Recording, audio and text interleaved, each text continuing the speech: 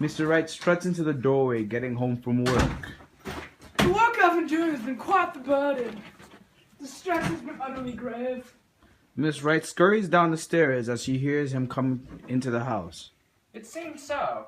Could I offer you some bread with some jam I whipped up earlier in the day? That'd be delightful. As Mr. Wright drops his briefcase, walks over to the kitchen counter, sits and sighs in relief.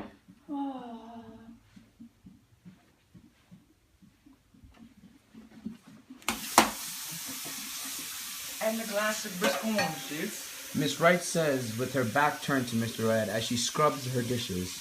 Wondrous. Chirp, chirp, chirp, chirp.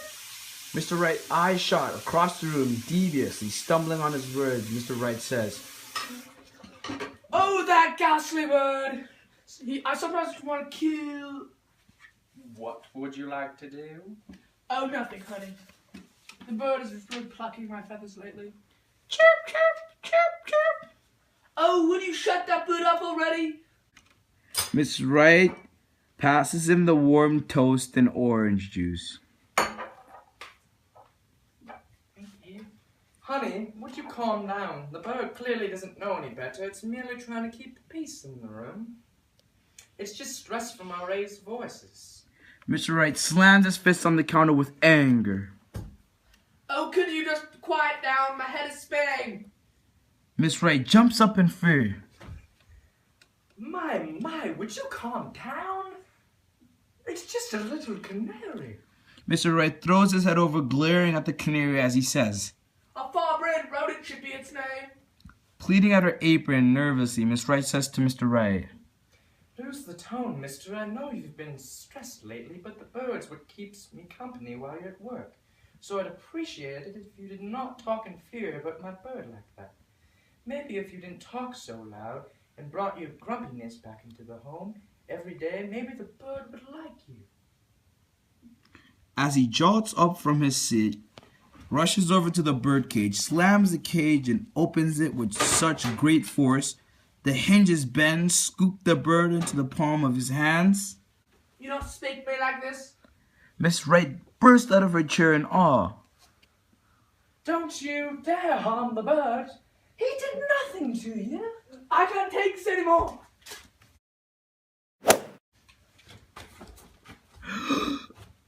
Mr. Wright breaks the bird's neck. As Miss Wright stood there silenced in awe, See what the rodent made me do? It drove me through the wall. Miss Wright storms out of the room as she bursts into tears.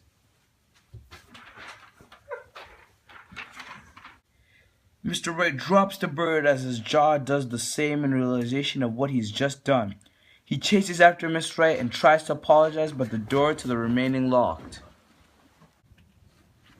Honey, open the door. I am sorry. I will buy you a new bird. Honey, I am sorry.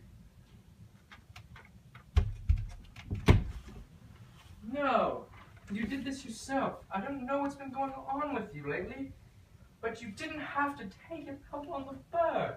I love that bird. You can't replace things like that. Now, who's going to keep me company for every long day you're to work? Honey, please, I'm so sorry. I truly didn't mean it. I have been quite stressed lately at work and all.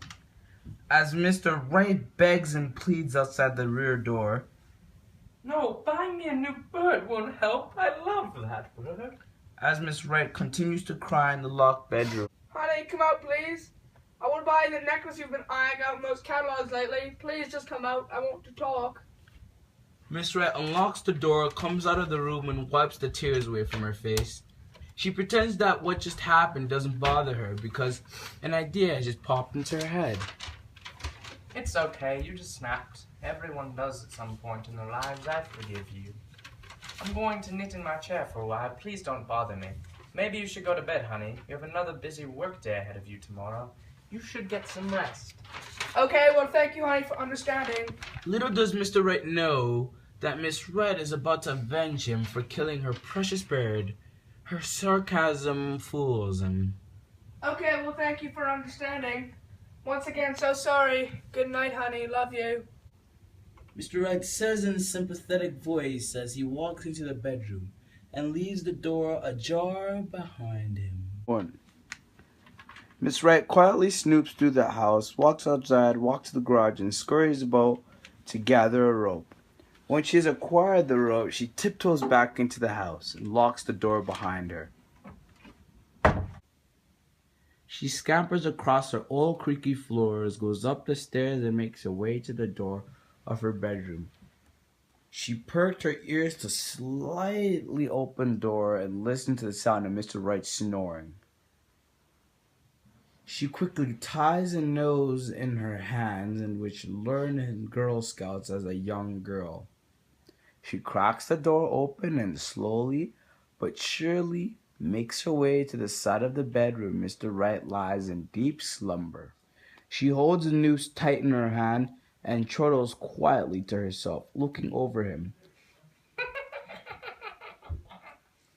She places a loop over his head.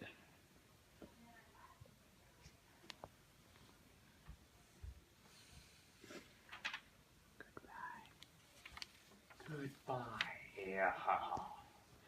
She murmured to herself with great emphasis. She yanks the rope and laughs to herself. He awakens and struggles. Silence follows.